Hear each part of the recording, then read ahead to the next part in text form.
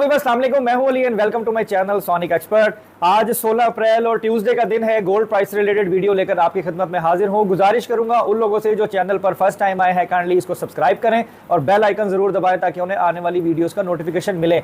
देखें, ईरान और इसराइल की जंगी सूरत हाल को लेकर जो रूमर्स हैं कि आलमी मंडी जो है बहुत ज़्यादा स्पाइक करेगी और सोना ऊपर जाएगा, तो बिल्कुल ऐसी खबरें जो हैं वो मार्केट में हैं। इसराइल काबीना में जो है वो इख्तलाफ जो है वो अभी भी बरकरार है कि ईरान के ऊपर जो है वो जवाबी कार्रवाई करनी है या नहीं कर रही, लेकिन जुज़वी तौर पर जो है उनका इत्तफाक इस पर ही है कि वो जो इसका हमला है बदले का वो ज़रूर करेंगे। तो और आलमी दबाव भी है। इसके अलावा जो अगर आप इन्वायरमेंट देखें ना आलमी दुनिया में, तो काफ़ी ज़्यादा जंगी सूरत हाल है। उसके पेश नज़र अगर हम जो ये प्राइसेस हैं आलमी मंडी में सोने की, इसको देखें तो इस पर काफ़ी फ़र्क पड़ सकता है। एक बात ये बताई जा रही है कि देखें, ईरान ने अटैक किया, उससे मार्केट थोड़ी सी पैनिक हुई, लेकिन बहुत ज़्यादा नहीं हुई। अगर वो रिप्लाई में फौरी कर देते तो शायद बहुत ज़्यादा डिफरेंस बाज़ारों में देखने में आता, लेकिन ये खबर भी जो है वो काफ़ी अहम है कि उन्होंने ये इत्तफाक किया है कि वो हमला करेंगे।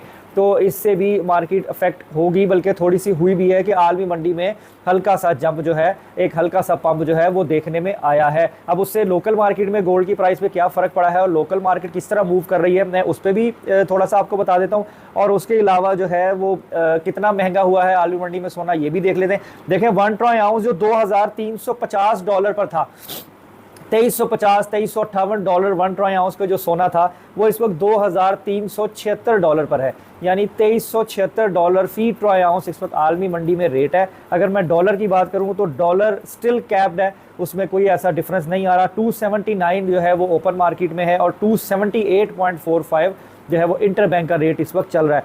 उसके हवाले से अगर सोने की कीमत लोकल मार्केट के अंदर मैं बनाऊं तो 2,42,000 रुपये फ़ी तोला जो है वो पीस का रेट है। 2,42,000 रुपीज़ पर तोला 24 कैरेट की ब्रिक का, और 2,39,500 रुपीज़ यानी 2,39,500 रुपये फ़ी तोला रेट है लोकल रिफाइंड किया हुआ गोल्ड, जिसे हम पठूर कहते हैं, उसका।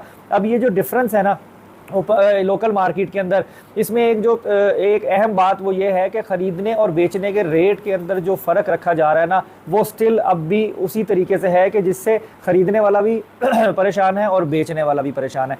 क्योंकि मार्केट इतनी प्लस माइनस हो रही है कि रेट अगर आप 2,42,000 सुन के बाज़ार में सोना बेचने जाएंगे ना, तो 242 आपको रेट नहीं लगेगा, वो आपको 241, 239, इवन के 236 तक की ऑफर्स भी लोग कर रहे हैं। तो इस तरीके से जो है ना बाज़ार में काफ़ी प्लस माइनस है रेट में, और कोई इत्तफाक नहीं है किसी भी मार्केट का एक भाव के ऊपर।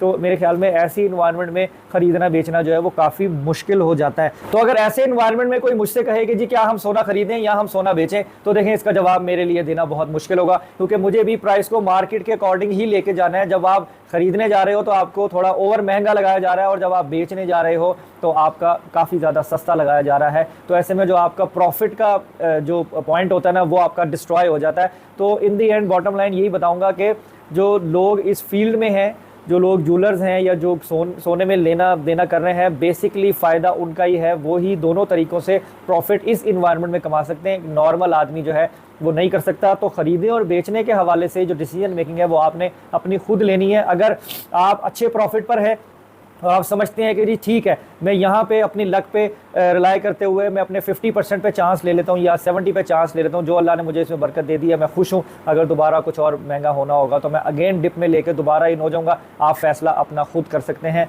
और अगर आप न्यू एंट्री करना चाहते हैं इस रेट में, मेरी ऑब्जर्वेशन के हिसाब से एक कमज़ोर स्टेटमेंट कह दें, ये वो रेट्स हैं कि इन रेट्स के ऊपर बाइंग जो है वो मुझे कुछ थोड़ी सी समझ में नहीं आती है। बहुत शॉर्ट टर्म पर तो की जा सकती है, जो बिल्कुल इन फील्ड है बंदे कि जो 1-2 घंटे में भी गिव एंड टेक कर सकते हैं, वो तो कर सकते हैं। लेकिन जिन्होंने ज़रा संभाल के रखना है ना, या जिनकी लो इन्वेस्टमेंट है, वो कहीं इसमें फंस ना जाएं, क्योंकि ट्रेंड जो है वो नीचे की तरफ शो कर रहा है, लेकिन ओवरऑल इन्वायरमेंट जो है वो महंगे की तरफ जा रहा है। सारे कैश को आप गोल्ड में कन्वर्ट मत करें। अगर करेज से काम करते हैं तो आप 50-60% इन्वेस्टमेंट जो है वो इसमें ले आएँ और बाकी के इन कैश जो है वो अपने हाथ में रखें। अगर आपको डिप मिले तो दोबारा इन हो, और अगर प्रॉफिट मिले तो आप उसको जो है वो बेच दें, क्योंकि रेट में बहुत ज़्यादा फ़र्क पड़ेगा तो आप प्लस में आओगे। सबसे पहले कमाई दुकानदार ने अपनी करनी है, उसके बाद आपके बारे में सोचा जाएगा। दोनों सूरतों में, खरीदने में और बेचने में, ये एक बिटर ट्रूथ है, बल्कि इसको बिटर भी नहीं कहूँगा, ये एक बिजनेस है। आखिर वो जो भी ज्वेलर है सेटअप लेकर बैठा हुआ है, उसने अपना बिजनेस भी करना है, तो इस चीज़ को समझने की बात है। तो आज की वीडियो में इतना ही। बाकी डे में अगर प्राइसेस में फर्दर कोई तब्दीली आती है, चेंज आती है, इंशाल्लाह आपको अपडेट रखूंगा। जो लोग मैसेज